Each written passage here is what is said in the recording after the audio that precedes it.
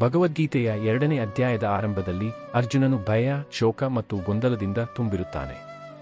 ಆತನು ತನ್ನ ಧನುಸ್ಸನ್ನು ಕೆಳಗೆ ಇಳಿಸಿ ಯುದ್ಧ ಮಾಡುವುದನ್ನು ತಿರಸ್ಕರಿಸುತ್ತಾನೆ.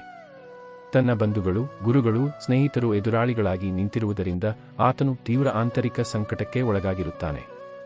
ಈ ಸಂದರ್ಭದಲ್ಲಿ ಶ್ರೀಕೃಷ್ಣನು ಧೈರ್ಯದಿಂದ ಮತ್ತು ಪ್ರಜ್ಞೆಯಿಂದ ಉಪದೇಶ ನೀಡುತ್ತಾನೆ. ಆತ್ಮ ನಿತ್ಯವೆಂಬ ತತ್ವ, ಶರೀರ ನಾಶವಾಗುವಂಥದ್ದು ಎಂಬ ಸತ್ಯ ಮತ್ತು ಫಲದ ಆಸೆ ಇಲ್ಲದೆ ಕರ್ತವ್ಯ ಮಾಡಬೇಕೆಂಬ ಕರ್ಮಯೋಗ ತತ್ವಗಳನ್ನು ಅರ್ಜುನನಿಗೆ ವಿವರಿಸುತ್ತಾನೆ. ಈ ಜ್ಞಾನಪೂರ್ಣ ಉಪದೇಶಗಳ ಪರಿಣಾಮವಾಗಿ ಅರ್ಜುನನ ಮನಸ್ಸು ನಿಧಾನವಾಗಿ ಶಾಂತವಾಗುತ್ತಾ ಹೋಗುತ್ತದೆ.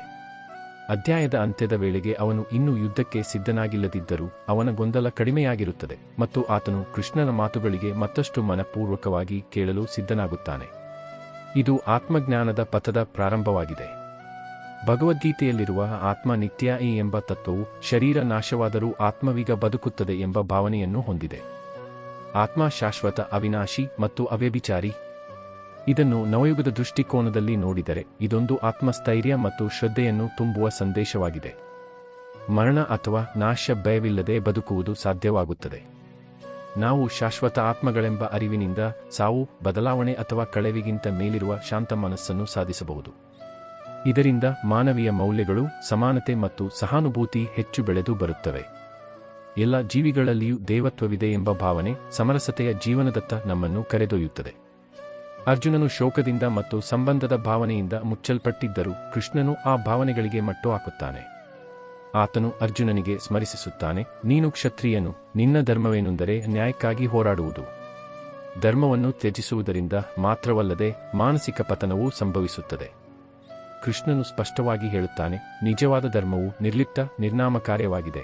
ಫಲದ ಆಸೆ ಅಥವಾ ಸಂಬಂಧದ ಬಂಧನವಿಲ್ಲದೆ ನಡೆಯಬೇಕಾದ ಕರ್ತವ್ಯ.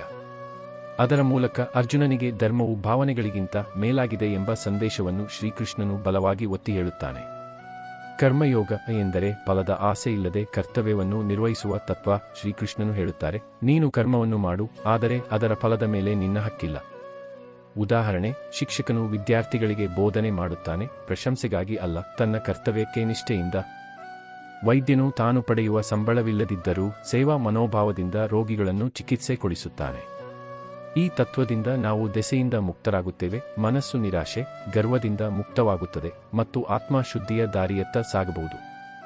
ಸ್ಥಿತಪ್ರಜ್ಞನು ಎಂದರೆ ಹೊರಗಿನ ಪರಿಸ್ಥಿತಿಗಳಿಂದ ಅಲುಗಾಡದ ಸ್ಥಿರಬುದ್ಧಿಯ ವ್ಯಕ್ತಿ. ಭಗವದ್ಗೀತೆಯಲ್ಲಿ ಶ್ರೀಕೃಷ್ಣನು ಇಂಥ ವ್ಯಕ್ತಿಯ ಲಕ್ಷಣಗಳನ್ನು ವಿವರಿಸುತ್ತಾರೆ. ಆಸೆ, ಅಹಂಕಾರ, ಆಸಕ್ತಿಯಿಂದ ಮುಕ್ತ. ಸಂತೋಷ, ದುಃಖ, ಲಾಭ ನಷ್ಟದಲ್ಲಿ ಸಮಭಾವನೆಯಲ್ಲಿ ಇರುವುದು. ಪ್ರಶಂಸೆ ಅಥವಾ ನಿಂದೆಗೆ ಅಲೆಯದ ಮನಸ್ಸು. ಆತ್ಮನೊಳಗೆ ತೃಪ್ತನಾಗಿರುವನು. ಸ್ಥಿತಪ್ರಜ್ಞನು ತಾತ್ಕಾಲಿಕ ಆನಂದವನ್ನು ಹುಡುಕುವುದಿಲ್ಲ, ಅವನು ಆಂತರಿಕ ಶಾಂತಿ, ಜ್ಞಾನ ಮತ್ತು ತಾಳ್ಮೆಯಿಂದ ಬದುಕುತ್ತಾನೆ. ಇಂತಹ ವ್ಯಕ್ತಿ ಸತ್ಯವಾಗಿ ಆತ್ಮಜ್ಞಾನವನ್ನು ಸಾಧಿಸಿದವನು. ಇಲ್ಲಿಗೆ ಅಧ್ಯಾಯ 2 ಮುಗಿಯುತ್ತದೆ. ಅಧ್ಯಾಯ 3ರಲ್ಲಿ ಪರಿಚಯವಾದ ಕರ್ಮಯೋಗದ ತತ್ವವನ್ನು ಇನ್ನಷ್ಟು ವಿವರವಾಗಿ ವಿವರಿಸುತ್ತದೆ.